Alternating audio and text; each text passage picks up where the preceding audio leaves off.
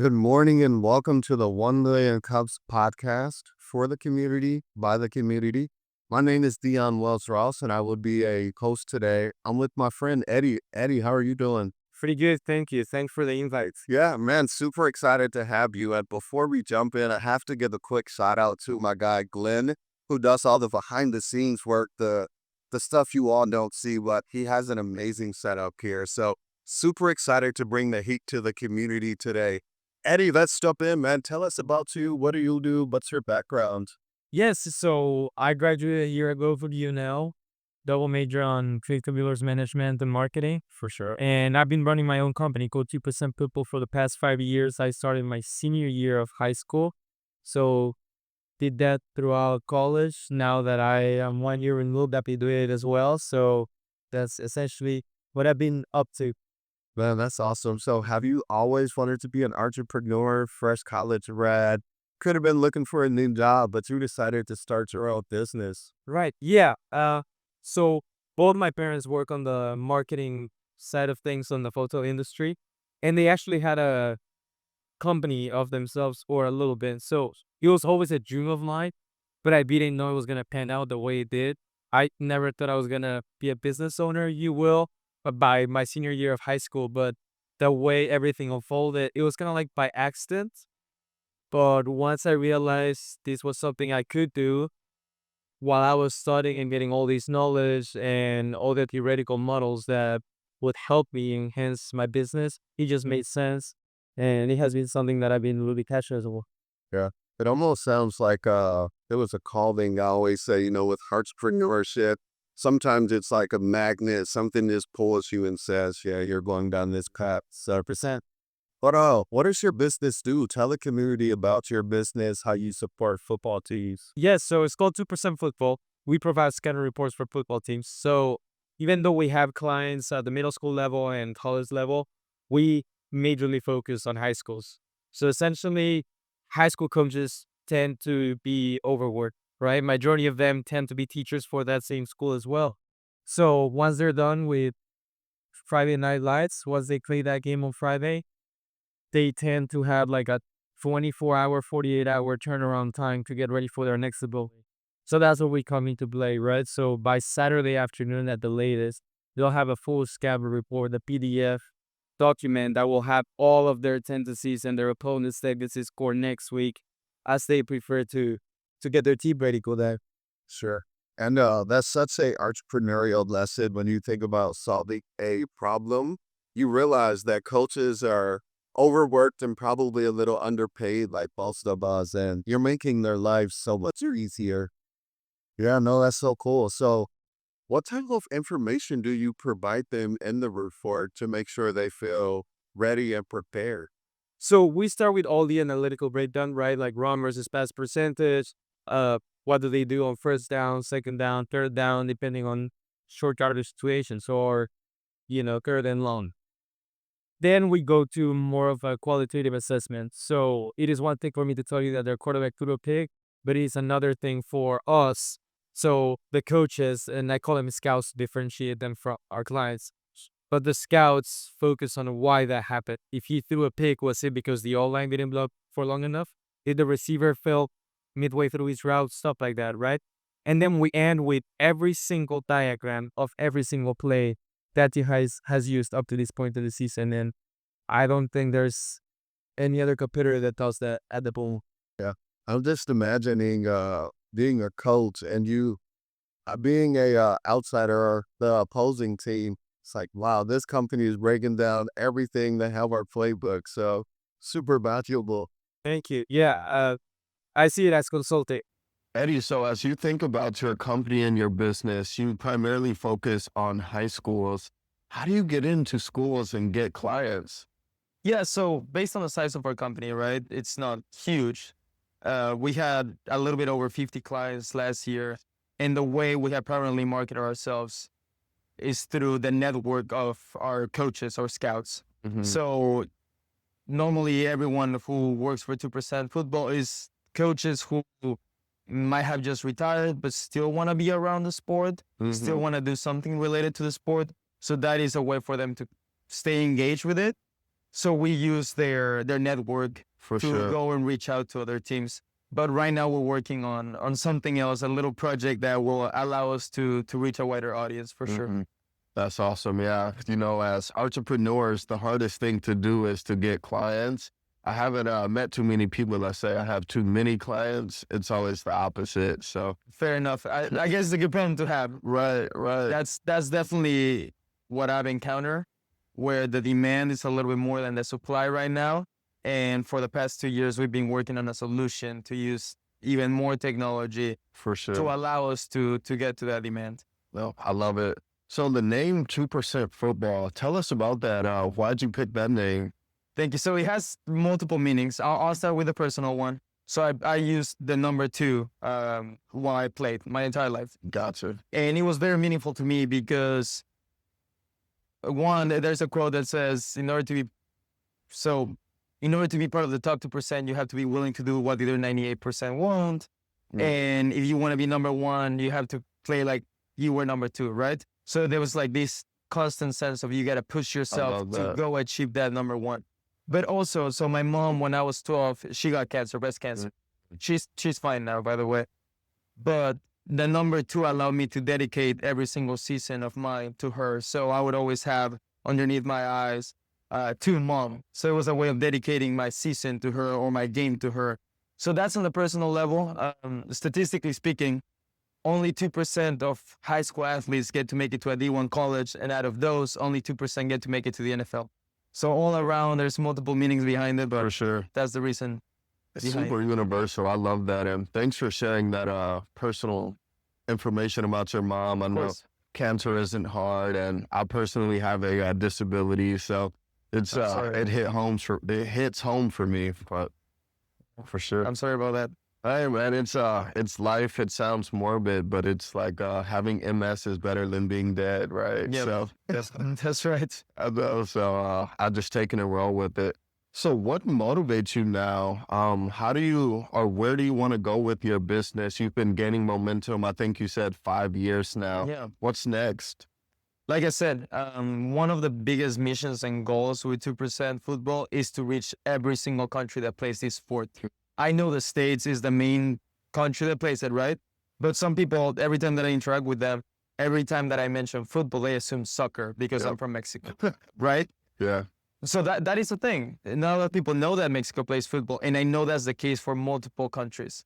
So my ultimate goal is to be able to reach to every single country that's playing this sport. And for that, I know the human element of it can't be our stepping factor, I For guess. sure. So like I said, we've been developing this tool that would allow us to reach China at 2 a.m. if we need to. So that is the next step for 2% football. Man, I love it. You have such a big vision, and you sounds like you're a dreamer. Where most people don't see past their city or their county or state. You're thinking globally. Thank you. I once had a CEO tell me that to be successful, you have to think globally. It's not about your state, your city, your region. So that's awesome. Thank you. Yeah. The infinite game, right? Right. Seriously. Yeah. So as you kind of think about the work you're doing, you're helping coaches and really helping athletes. Do you have any advice for athletes that have that identity crisis after sports? What happens when the ball stops moving or the ball stops bouncing and you stop putting on your pads? That is an amazing question. I struggle with that myself. Mhm. So I played my entire life, and my dream was to continue playing in college. I was going to do it. Season-ending injury my senior year coupled with COVID just derailed that whole thing. So, side story, I started coaching football when I was 13. Wow. So I've been coaching. This is going to be my 11th year coaching. So for the next couple of years right after my injury, I felt like I was still a player just calling plays for someone else. Mm. This past year finally felt like the year where now I am a coach.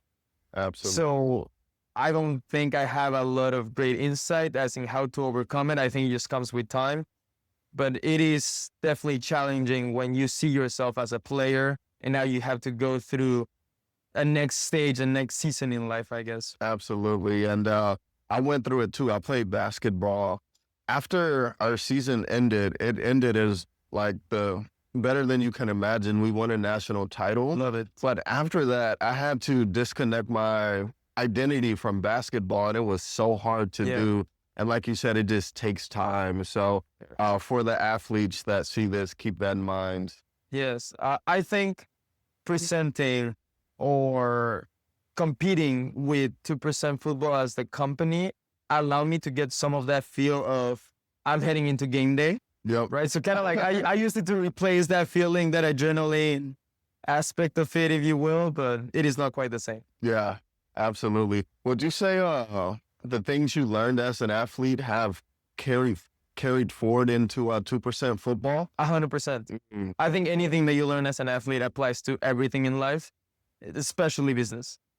The competitor in you, the paying attention to the little details, controlling what you can control, all that good stuff, right? Absolutely. Totally agree. I love that. So as you kind of think about your journey, how does marketing fit in? I know you said you went to UNL. Family has a history of marketing. Yeah. Do you handle the marketing for your company, or what's your role? Yes, I do. I take care of that as well. There was a period of time where I got some help, but now that I'm past college and I get to focus a little bit more, I've been able to run that side of the company. Oh, that's so cool. So how do you kind of see AI and technology impacting your business right now? It's like the thing to talk about now is AI. Do you see it impacting how you work? Does it make it easier, more effective? Is it a competitor? It does affect it, and it will make it easier. So last year when I won the new venture competition at UNL, before I graduated, I talked about how we are incorporating AI models into our system. We want to be able to allow the coach to sit back and watch, literally just drag their game into our system, and it'll be able to detect concepts, create diagrams. Wow. And now you have pattern recognition where you would have someone padding all of that for hours just to Yeah. have it ready for the next day, right? Mhm. As an athlete, I get that. You know, my assistant coach, they spend hours and hours Yep. watching film. So, That's what we're trying to help speed up. wow, that's so cool. So, talk to us about the technology side of your business. How did you build it out? Did you raise capital? Did you have friends? No, thankfully I've been able to bootstrap the whole thing. This is my baby. And I was young, right? So Yeah. the last thing I wanted to do was give equity away. So I've been able to bootstrap it. Everything, I mean, it's a service, right? So we get paid as we go. So that helps not needing capital, if you will. Technology-wise, there hasn't been a big requirement. I've seen every team give us access to their video recording system. We watch the film and then we create the PDF report. So there hasn't been a lot of necessity for it right For now. sure. But as we work into developing the new technology, I've had a couple of people go on board and off board with the project that are just brilliant with computers, something that I can't do, and coding and all of that. So that has been great. You just dropped so many nuggets right there. One, knowing what you're good at and what you're not. Right. As an it's just like sports, right? You know, you're a shooter, you're a quarterback, who can catch. Business is the same way. Like, I love technology, but I'm not your person that can sit down and write lines and lines Yeah. of code. It's funny, it has been me going back and forth with the developer. He's been trying to understand football and get my mind, and then I've been trying to understand ones and zeros, right? So, yeah. 1, 0, plus signs. yeah. That's funny. So as you the other thing you mentioned that really jumped out to me was service-based business. A lot of times entrepreneurs think, oh, I have to raise $2 million of capital to build out this prototype or to build technology. But if you're offering a service, maybe you don't need to raise all that capital in the beginning, and you can bootstrap. So that's so cool. Thank you. Yeah, I've been invited to just speak about my journey a couple of times to the university, for example.